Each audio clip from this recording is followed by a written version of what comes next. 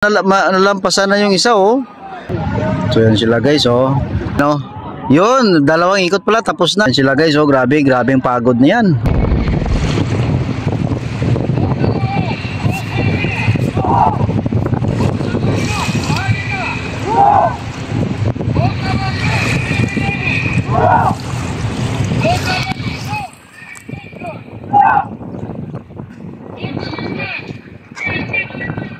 Dragon boat competition guys, ano, dito sa Manila Bay. Palagi ito dito. So yan ang nakaposisyon ng mga naglalaro. Ito ay compose no, ng ilang kalalakihan, babae. Mostly sa Navy, Army, and PNP. Ano. At iba pa organisasyon. Kaya nag-signal lang flag, ka-red. So pag-red, ibig sabihin stop, pagka-green mamaya.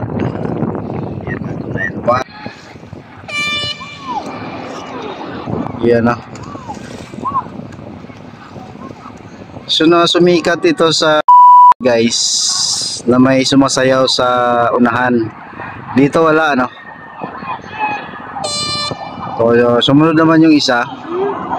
Yan, oh. So parang may time interval sila guys, ano, para hindi siguro mag banggaan. Yan.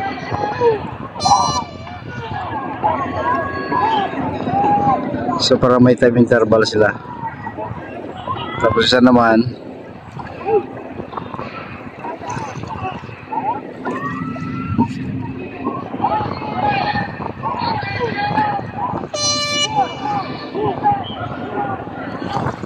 yan, last. And then yung pinakahuli, yan, o.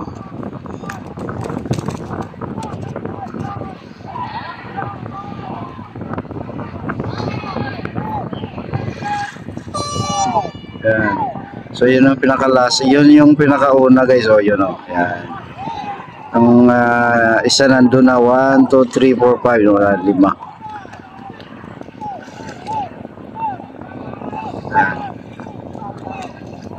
Yung pinakalas.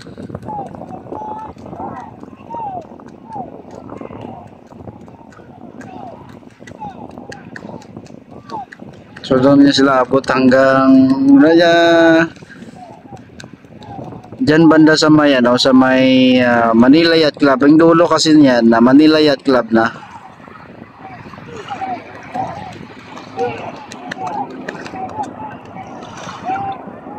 Manila, doon sa Mexico, mamaya alas 2.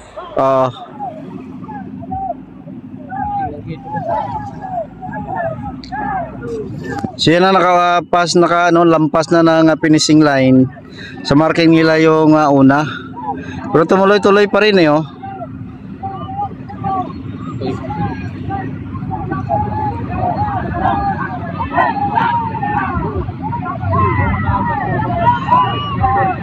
So, tingnan natin kasi nakalampas nila sa marking pero tumuloy-tuloy pa rin sila. So ibig sabihin continue siguro yan kung ilang ikot sila, no? Grabing pagod yan, no? Grabing resistensya ng mga tao na yan, no? Sabagay yan ay mga military men, so active duty yan, malalakas yan, ano? Yan ang kanilang exercise araw-araw, stamina, no? So yung 1, 2, 3, 4, yun, no, nalampasan na yung isa, oh. Thinking guys, oh, nalampasan na. Thinking na may time interval sila, no. Bago mag-umpisa yan sila may time interval, pero dikit na siya, oh. Ang unahan, na-maintain niya yung distansya niya, yun, oh, sa pangalawa. Ang pangalawa, na-maintain niya yung distansya sa pangatlo, pero yung pangatlo na halos maabutan na ng pangapat. So, yan, oh, dikit na siya, eh. Pagod yan, grabing pagod sa ano yan, sa katawan, ano. Yun yung nakikita ko palagi dito na nagpa-practice sila kahit na ibang araw, no. Talagang resistensyado yan. Ito kasing dragon boat guys, ano. Dito tayo nakakuha ng medals, ano, sa Olympic, no. Kaya yan sila. Kung sino man ang manalo dyan or selective, yun yung ipapadala, no, sa Olympic game. So, nakakakuha tayo ng medal dito, pambato tayo, may mga pambato tayo dito. Yun, oh.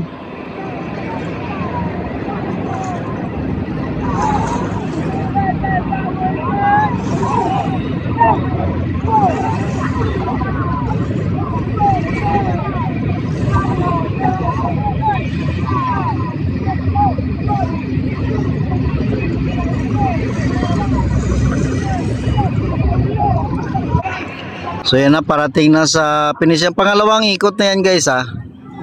So yun yung marking nila, yung kahoy na yan na nakatusok. So pangalawang ikot na yan, grabe ang distansya ng mga taon to. Ang nakikita ko yung parang na-maintain ng unang grupo yung kanilang distansya. No, yan oh. Yun, dalawang ikot pala tapos na. Yung ngayon naman, ito naman yung pangalawa oh. So orasan nila kung anong oras. Parang malayo yung distansya ng second sa third, no? Yan ang third oh, ang distansya niya. Pero yung fourth at saka fifth, yun yung parang magkadikit. Kanina yung yung third at saka fourth, yun yung dikit, ano? Yan, tapos na. So yung fourth and fifth na lang. Yan sila guys, oh, grabeng pagod na yan, ano? Makin mo ilang ikot yun. Yan sila mga active service sa Navy, Marine, Army, and Police, no? So may mga ibang grupo rin na gustong sumali. Yan sila kasi guys, ay grupo-grupo yan. So yun, no, nakatapos na rin yung pang-apat, yung pang-lima na lang, no? Nakita ko yung dikit kanina, yung third and fourth, no?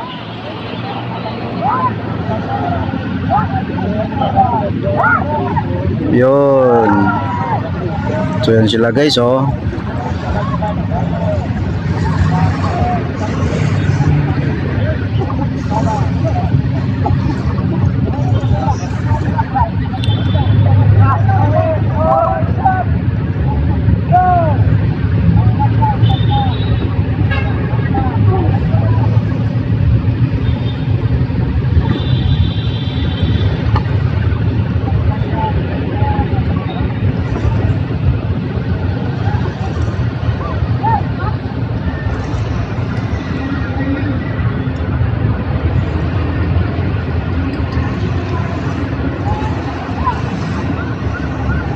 Siya yan guys, ano, 5 grupo, no? So ang basihan na lang ata nila dyan oras, kasi pag unahan mahirap sa nila sa ikutan nila. So mas okay nga yun, ganun, ano? Oh, hindi sila pwedeng magsabay sa ikutan, no? For safety din naman yan. Dati guys, may ganito rin naka-live ako, yung nangyari, yung isang bangka tumaob, no? Dahil I don't know, siguro dahil sa alon. So yan. Yan guys, ano, salamat Dragon Boat Competition. Salamat po, paki-click, like and subscribe guys, ano, share na rin ang ating video.